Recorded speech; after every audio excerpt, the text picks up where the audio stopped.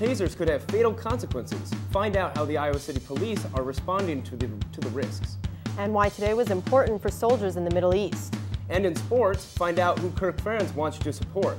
We're here with your news, weather, and sports for the Iowa City area. Stay tuned. Daily Iowan TV is coming up.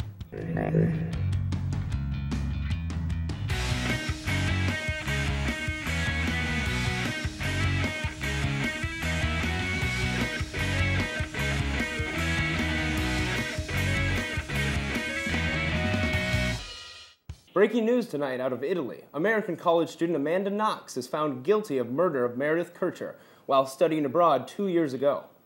Knox is sentenced to 26 years in prison, and her boyfriend, 25, Knox is charged with murdering and sexually assaulting Kircher, her roommate in Italy. Police departments around the country are using tasers to stop suspects instead of drawing guns, both of which can cause death. Now the company that makes the taser has issued new guidelines they claim will make the device safer to use. Daily Iowan TV's Andrew Altenburn tells us how the new rules are changing police training in Iowa City. Tasers. With the push of a button, police send at least 1,000 volts of electricity through a suspect's body, stopping him in his tracks. Designed to stop suspects and not kill them, the taser has become a favored tool for law enforcement. But across the country, the taser has also caused deaths. The jolt of electricity can be enough in some cases to stop a beating heart. Those cases and lawsuits are changing how tasers are used. A few weeks ago, Iowa City Police received this memo from the company Taser, informing officers to immediately change how they aim and fire the device at suspects. The memo spells it out. Don't fire the taser's metal prongs into the areas of the body shown here in gray, a suspect's chest or neck and head. The memo says avoiding these areas will lessen the chance of a serious injury or death. In the past month, Iowa City Police have fired the tasers in the line of duty 3 times. Sergeant Troy Kelsey says tasers are effective and safe, and the department is still going to use it with the success they've had so far. Police understand the health risk to be minimal and a good alternative to firing a bullet as well. Still, some students I talked to were concerned about the risk. I mean, by all means, if they need to use them, then yes, they should keep using them. But if there is something better out there, then they should find it. Sergeant Kelsey says he has been tasered himself, and it's nothing to worry about. I was not able to physically resist, offer any resistance during that time. But when it's over, it's over. There's a feeling of fatigue, but it's over. While the taser company continues to battle lawsuits over taser-related deaths, police departments, including Iowa City's, are strong advocates, and although they acknowledge the public's concern, they say the taser is a great tool that's here to stay. Andrew Altenburn, Daily Iowan TV. While there is still controversy that surrounds the taser, Iowa City Police still use the device with precautions in mind. With an increase in teen crime in Iowa City, a local group is trying to keep youth off the streets and out of trouble. Daily Iowan TV's Ashley Allen tells us how the group promotes nonviolence.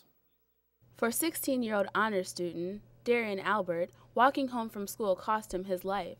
A witness uses a cell phone video to tape what happened. Albert was hit in the head with the wooden plank, knocking him to the ground, and while trying to get up, others still punched and kicked him until he was unable to move, and hours later, he died.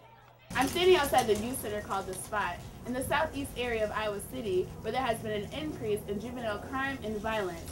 The Spot has decided to step up and provide a safe environment for youth to come.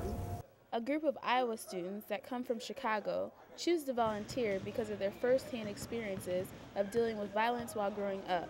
For Jabbar Norman, his brother was heavily involved with gangs, and his brother tried to push him in a different direction. I wasn't able to participate in it due to the fact that he wanted me to have a positive outlook on life.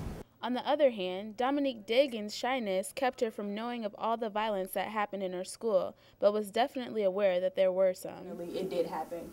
Fights outside of school at 3 o'clock, I'll meet you outside type of thing. These Iowa students, along with other volunteers, come to The Spot, established by Parkview Church in 2005. They come together every Wednesday night to just simply hang out with youth.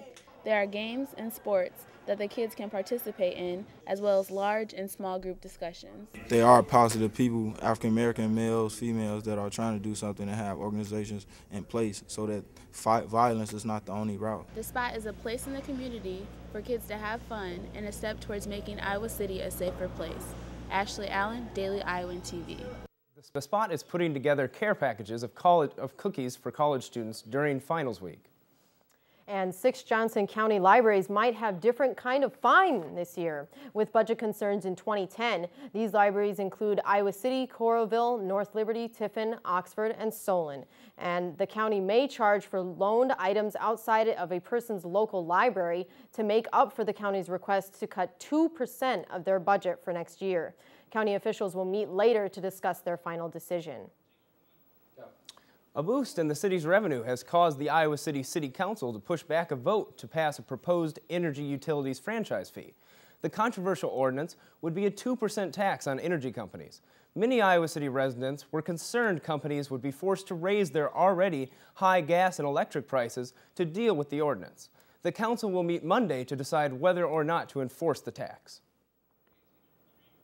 And a local group uses symbols to attract Iowa City leaders, and our own Alex Schumann deciphers the mystery. Beginning in October, asterisks drawn in chalk appeared in Iowa City's busiest walking areas. Later that month, words showed up next to the asterisks, like service, connect, and knowledge. But it was still not clear who's behind the symbols. After a month of mystery, a website was revealed, whatisthespark.com, alongside even more asterisks throughout the Pedmore. That website then led to the Iowa City Area Chamber of Commerce.